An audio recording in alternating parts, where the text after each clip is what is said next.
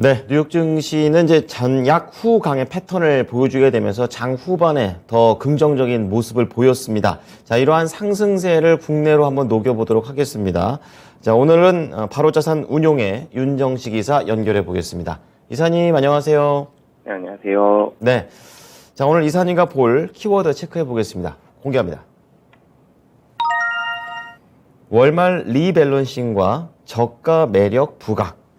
자, 오늘 뉴욕 시장의 상승을 좀 원인은 어디에 있을까로 좀 짚어주신 것 같습니다. 좀 관련해서 자세하게 들어볼게요. 네, 다행히 미국 시장이 2% 넘게 좀 큰 폭으로 상승을 했습니다.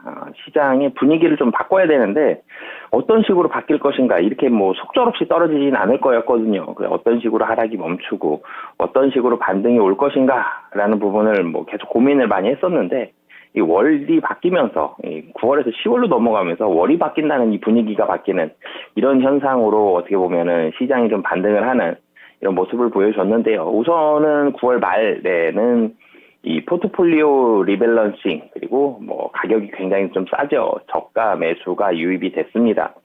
이 포트폴리오 리밸런싱이라는 게 사실은 월말에 좀 아닌 종목들 그야말로 아닌 종목들은 팔고 좀 갈 것 같은 좋아 보이는 종목들 좀 더 담고 뭐 이런 식으로 가는데 예전에는 이 윈도우 드레싱의 성격으로 분기말이나 연말에 좀 많이 나왔었는데 윈도우 드레싱의 논란이 좀 많았죠. 그러면서 이제는 뭐 단어도 윈도우 드레싱 안 나옵니다. 포트폴리오 리밸런싱이라는 단어로 사실 굉장히 좀 비슷한 성격의 그런 뭐 매매가 진행이 되는데 월말에 한마디로 종목을 교체하고 그리고 좀 더 담아주는 월말 수익률 기준으로 펀드들이 많이 평가를 하기 때문에 이런 매수가 좀 들어왔는데 9월 말이었기 때문에 월말이기도 하고 분기말이기도 하죠. 뭐 그래서 여러모로 이 리밸런싱이 필요한 그런 달이었기 때문에 매수세가 좀 들어오는 펀드 자금들이 들어오는 그런 모습들이 있었고요.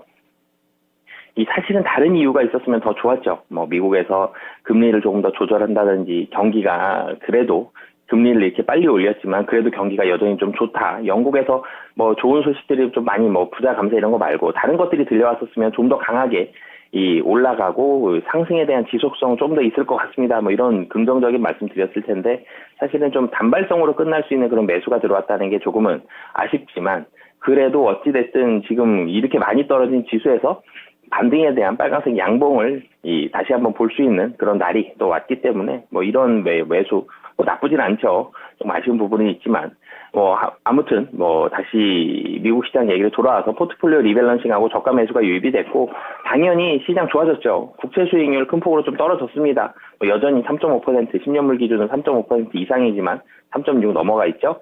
그리고 뭐 달러 인덱스도 하락했지만 뭐 여전히 좀 높은 상황이긴 하고요. 뭐 오늘 뭐 달러는 뭐 조금 크게 떨어질 가능성은 좀 낮아 보이지만 아무튼 뭐 떨어질 것으로 보여지죠. 전체적으로 시장에 우려를 안겼었던 달러와 국채 수익률이 모두 다 떨어진다라고 보시면 되겠고요. 이 영국에서 최근에 이 미국만큼 얘기 많이 나온 나라가 또 영국이죠. 이 영국에서 이번에는 뭐 부자 감세 얘기가 나왔다가 소득 최상위권에 있는 사람들 뭐 세금에 대한 부분들 이런 얘기 나왔다가 이게 또 철회가 됐죠. 영국이 뭐 경기가 사실 좀 안 좋긴 안 좋죠. 이런 우려감들도 많고 뭐 그렇기 때문에 이런 부분들도 좀 민감하고 영국에서 뭐 사실 뭐 굉장히 좀 안 좋게 얘기하는 이 사람들은 영국에서 뭐 제2의 IMF가 온다 뭐 이런 얘기까지 하는데 뭐 그 정도까지는 아니지만 그래도 영국이 지금 좀 힘든 상황은 맞기 때문에 여러 가지 목소리에 좀 귀를 기울이고 있는데 부자 감세한 철회 얘기 나오면서 영국도 같이 반등하고 이런 부분들도 긍정적으로 시장에서는 좀 받아들여지는 모습이었습니다.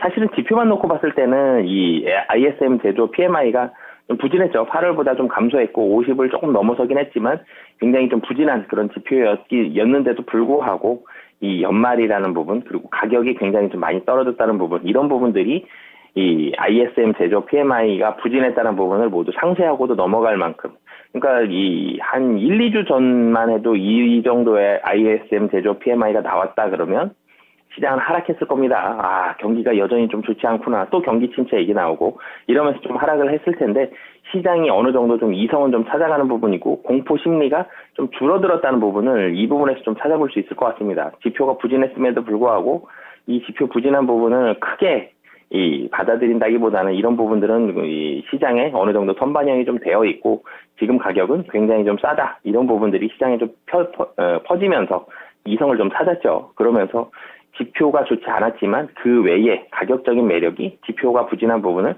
좀 이기면서 미국 시장은 좀 마감을 했다라고 보시면 되겠습니다. 네.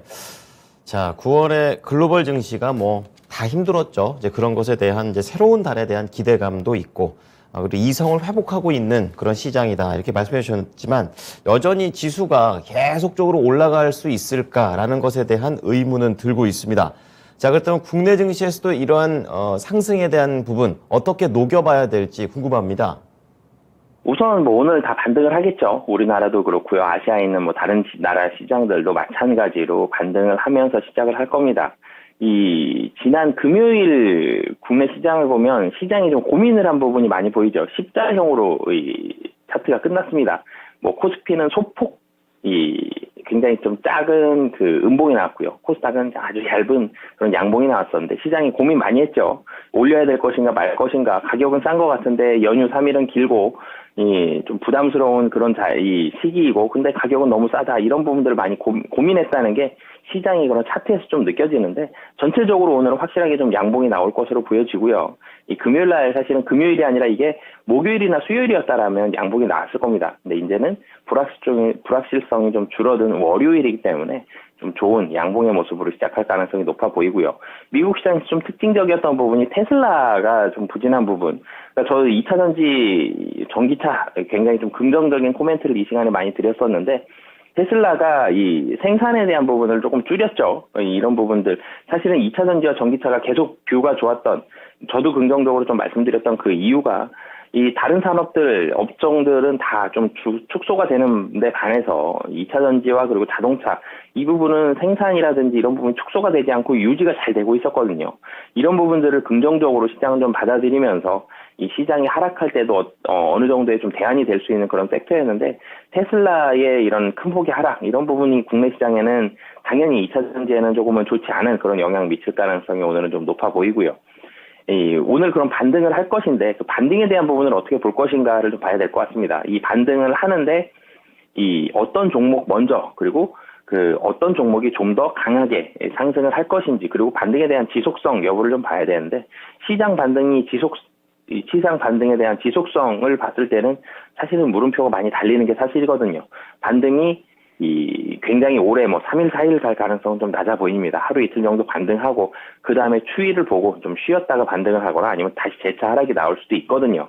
그렇기 때문에 반등에 대한 지속성은 아직은 모르겠다라는 부분. 그리고 반등을 그러면 오늘 반등할 때 단기적으로 오늘 내일 정도까지 만약에 반등을 한다 그래도 실적이 좀 좋은데 좀 많이 떨어졌던 종목들 최근에 반등하는 날 대체적으로 비슷한 모습이 많이 나왔죠. 실적 호조 종목들이 대체적으로 반등을 좀 잘 했었고 좀 더 탄력적으로 반등을 했기 때문에 많이 떨어진 종목도 좋겠지만 실적이 좋은 종목들을 좀 더 찾으셔서 실적 호조 종목들에 좀 집중을 해보시면 좋을 것 같습니다. 네. 자, 오늘 상승은 하는데 미국 증시와 마찬가지입니다. 그 지속성에 대한 부분에 조금 물음표가 있고요. 오늘 2차 전지 쪽 그리고 이런 테슬라의 흐름을 국내랑 연결하면서 실적이 가장 중요하니까 이 부분에 포인트를 맞추자라고 계속해서 강조를 해주시고 계십니다. 자, 그럼 국내 증시 연결로 해보겠습니다. 오늘의 종목 공개하겠습니다. 자, 오늘은요, 현대차, 완성차 중에서 또 대표적으로 실적을 또 잘 내고 있는 현대차 보겠습니다. 자, 연결시키는 이유 좀 자세하게 들어보죠. 우선 미국 시장에서 GM하고 포드는 상승을 했습니다. 테슬라는 하락을 했지만 완성차 업체들까지도 분위기가 좋았다는 점, 미국 완성차 분위기 괜찮았다는 게 첫 번째로 좀 말씀을 드리겠고요.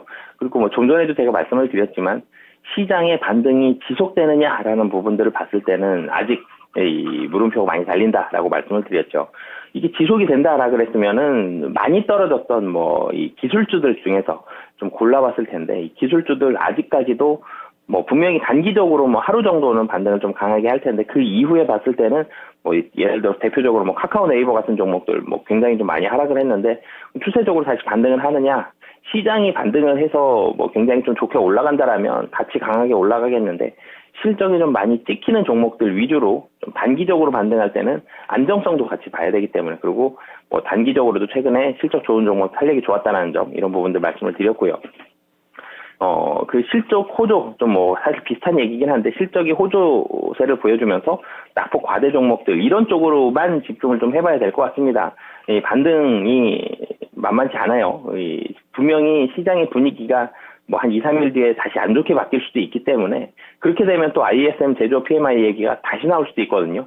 지난주에 나온 지표임에도 불구하고, 뭐 이런 이 현상들도 충분히 좀 발생을 할 수 있기 때문에, 아니죠. ISM 제조업 PMI 이번 주죠. 이번 주에 나온 지표가 월요일 날은 긍정적으로 아니면은 별 영향 없이 반응을 했는데, 수요일이나 목요일에는 또 안 좋게 반응할 수도 있기 때문에 시장이 굉장히 좀 드라마틱하게 변한다. 그래서 뭐 계속적으로 뭐 한 달 동안 말씀드렸던 것 같은데 실적 좋은 종목들 위주로 좀 접근을 하시면 좋을 것 같습니다. 네. 자, 그러면은 이제 현대차와 관련해서 좀 더 집중을 해보겠습니다. 현대차의 포인트는 어떤 것들이 있습니까?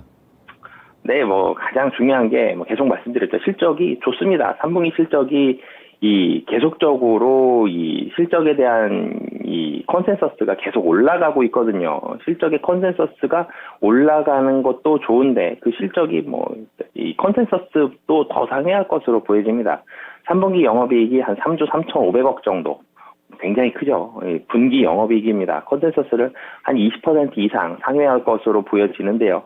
당초 예상도 좋았습니다. 환율이 굉장히 좀 좋았기 때문에. 근데 이런 환율도 좋은데 이 환율도 좋고 인센티브 당연히 좀 하락을 했고요. 가격 인상 기조도 계속적으로 이루어지고 있고 미국 시장의 점유율도 계속 좋아지고 있고요. 뭐 6월 이후에 국내 출하량도 좋아지고 있습니다. 뭐 국내도 잘 팔리고 해외도 잘 팔리고 점유율 올라가고 사실 차량이 굉장히 좀 잘 팔리는 시기에 뭐 환율 좋을 때 이 가격을 좀 낮추면서 점유율 늘려야 되겠다 이런 생각 많이 하는데 가격을 낮추지 않았음에도 불구하고 점유율이 올라갑니다. 이런 부분들도 굉장히 좀 좋다라고 보여지고요.